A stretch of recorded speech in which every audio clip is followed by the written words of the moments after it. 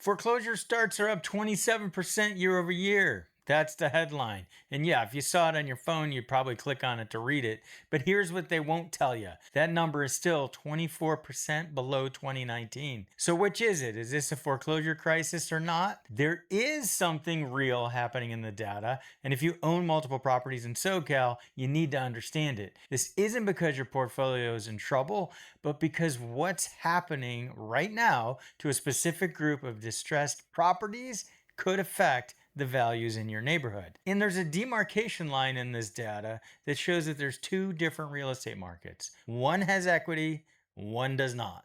Which side are you on? It's time for the Southern California Foreclosure Report. Starting with the notices of default, which is a good place to start because that's the first public notice that a person is behind on payments. So a person misses a payment, minimum of 120 days later, the notice of default is filed. Usually takes much longer. That's the first time anybody knows publicly that the property is in trouble. And we're using the January data going all the way back to 2015. We're going to go a little deeper on the next chart here. I would have brought this to you sooner, but all my cameras were stolen. But now I'm got a new camera and I'm ready to rock and roll. So here we are. And what do you see? The very first thing you're going to notice is the first phase, the notice of default in particularly Los Angeles. That's higher than it's been going all the way back to 2015. There is a spike in 2020, which that was pre-COVID for the record. January of 2020 was before COVID shut everything down. And speaking of that, 2021, 2022 numbers are low. Why? Well, because we had forbearance programs in place and foreclosure moratoria in place. That made the numbers go down. So it looks like we're trying to catch up and make up for lost time and maybe actually head in the other direction. We're going to talk about a certain loan type that's in trouble and then the fact that people can't rely on equity to help bail them out anymore for a very important reason coming up. Taking it back to 2011 gives us some perspective, and even at this point in 2011, in the global financial crisis, notices of default were actually going down, believe it or not. So this is not the peak. If we'd look at some other years, you'd see more. So that's the first phase. What happens if they don't make their payment? Well, the next thing that is filed is the notice of trustee sale. So a minimum of 90 days later, notice of trustee sale is going to be filed, and it's actually going to have a sale date on there that'll be 21 days in the future or more. Now, again, usually takes much longer than this, but I've seen some properties that hit those numbers 120, 90, 21, and they are back to the bank. So this is where the rubber's meeting the road, and it's getting more serious, and we're getting closer to the property actually being foreclosed on. And what are we seeing? Well, we're seeing, again, particularly in Los Angeles, an increase in the notices of trustee sale that are filed. That's a big increase. You have to go back to busy years like 2016, 2017 to see higher numbers. That's a big increase in that second phase. Now, not all counties are at that level year over year. We can see some of them are flat, but definitely something to keep tracking in LA. And again, we're going to talk about that loan type.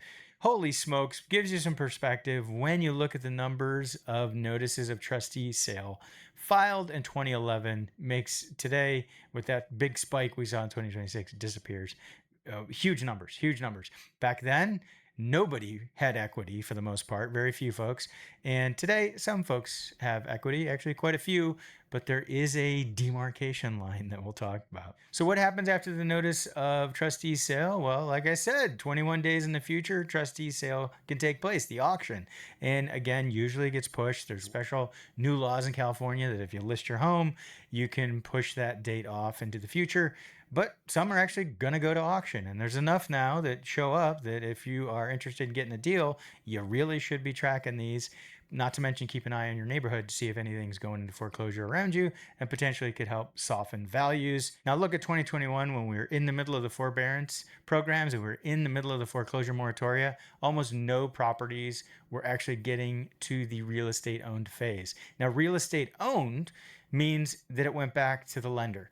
So the auction happens, it runs through the SB 1079 process, which is unique to California, where a tenant who lived in the property or an owner occupant or special other folks can go ahead and bid after auction. These properties have actually not been purchased by anybody else and have gone back to the lender. You're not seeing huge numbers, but you can see this is definitely an increase year over year. So these aren't being bought by a third party. These aren't being bought by the tenant who is living in there, owner occupant. They're going back to the bank and ultimately will be listed for sale.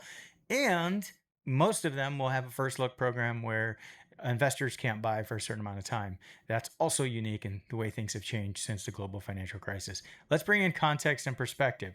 So that was a narrow band just showing you around COVID times and post COVID. If you bring in what was going on in 2015, we were still coming out of the busy times. 2012 spring in Southern California is where the market turned.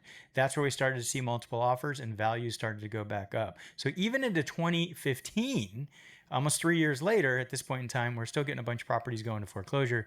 And then let's bring in the real context. Holy smokes. I hope you had your seatbelt on. 1,685 properties going back to the lender way back in 2011 in January. That's an insane number of properties that'll need to be resold. And don't forget, back then you had traditional sellers, people who were just trying to get out. Maybe they did have some equity, or maybe they didn't. They still were right at that line and they were just going to sell. There were short sales, plenty of properties in the short sale process. And then in addition to that, you had these REO properties hitting. Now, not all of them hit immediately. Some would take a few months. You had to get the folks out. This is stuff I did back in the day. I was involved with REO properties, but gives you context and perspective. Doesn't mean, though, you shouldn't be watching. And there's a real important reason you need to be watching. We're going to talk about that loan type and what's important for the market right now. Do me a favor, if you own multiple properties in Southern California, and this video has you thinking about timing, about what this means for your current and future portfolio strategy, or which side of the demarcation line you're on for equity, that's exactly the type of conversation we have with clients. So please reach out. No pressure, just a real conversation about your complex portfolio. And what does the ICE Mortgage Monitor Report have to say? You know I love these. You love them too. This quick overview is going to show us where things are, and then we're going to dive deeper into the data. Don't worry. So foreclosure starts are up. That's not a surprise. They're up year over year, 27%. That could be a headline, and we could be saying, oh my gosh, the sky is falling. But that's actually 24% below 2019. Now, the loans in active foreclosure, that's also up year over year, but still 17% below 2019. Doesn't mean it's not worth tracking, just means it's up. And actually, based on some of what we're seeing, it may continue to go up. How about the loan types where payments aren't being made? Two important charts here. First, national delinquency rate of first lien mortgages. So that's the mortgage in first place. There's second, thirds, potentially more. Usually the largest mortgage is the first. And if you look at this chart, you'll see that we are at historically low levels. That 3.68% is low compared to the average. And that big spike, well, that was the mortgage forbearance and the foreclosure moratorium time. And it's been down and, as we saw, potentially working its way back up. But here's where it gets even more interesting. Now we're going to look at the non-current rate of first lien mortgages by the type of loan. So the lowest non-current rate is the GSE loans, government-sponsored entities. That's Fannie and Freddie. That has the lowest level. That's the light gray line. Next up, the green line, portfolio loans. So some lenders decide they're going to issue a loan. They're not going to sell it to Fannie or Freddie. They're going to hold on to it and take the money and keep that in their portfolio. That is the next lowest level for non-current loans. Then things start to get interesting. We get into the low down payment financing, VA financing. That's next up. That's that blue purpley line. And a VA loan can be 0% down. That is higher than the other two loan types for the non-current loans. But if you look at it historically, it's not all that high. It's actually pretty normal compared to pre-COVID years. But here's the interesting loan, and we've been talking about this one. FHA loans, 2.5% down minimum. In some cases, people will put more down. These folks have a unique problem, and that's going to show up later in the data. That number's up. That big spike, mortgage forbearance time, but the number hasn't gone as flat as it has in some of the others, and we're starting to see it go back up. The special protections for FHA loans were the last to expire. Those expired at the end of third quarter 2025. So we're starting to see that go up, especially now that there's no special protections in place. But let's keep looking at the numbers. It says right here at the top under mortgage performance that FHA loans that are 90 plus past days due, that jumped in Q4 2025, ending the year at its highest level since 2022.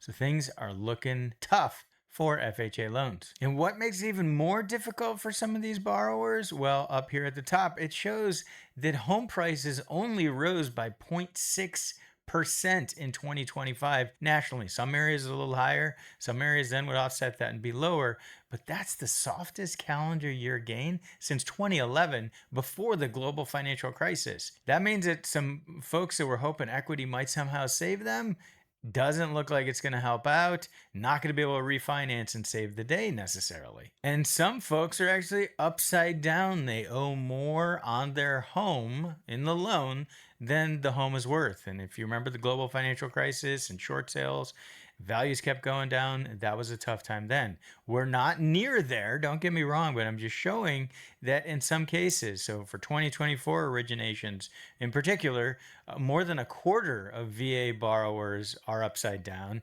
and nearly 17% of FHA borrowers are upside down, meaning they owe more than their home's current value. That is simply based on the value compared to the loan amount. It does not take into account the fact if they tried to sell. So they're actually even more upside down if that's factored into the number. It's helpful to look closer at this chart. What this shows is the number of folks that have negative equity broken down by loan type and broken down by when the loan was originated. Slightly complicated, but you see here that the tiniest number of folks who have negative equity, those folks who are upside down, are people who had their loan originated 2020 and before. 2021 is doing okay. 2022 through 2024, things get tough.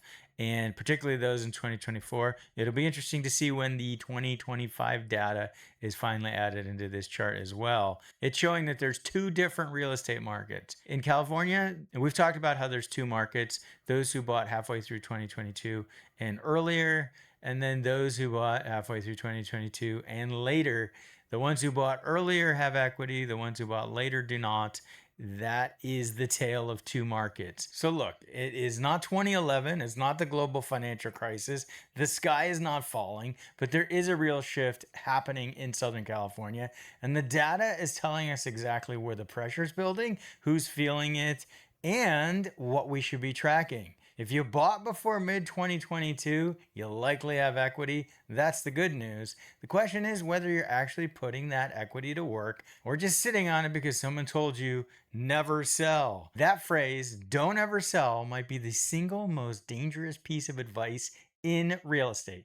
And if you own multiple properties, this next video could save you and your family a whole lot of money.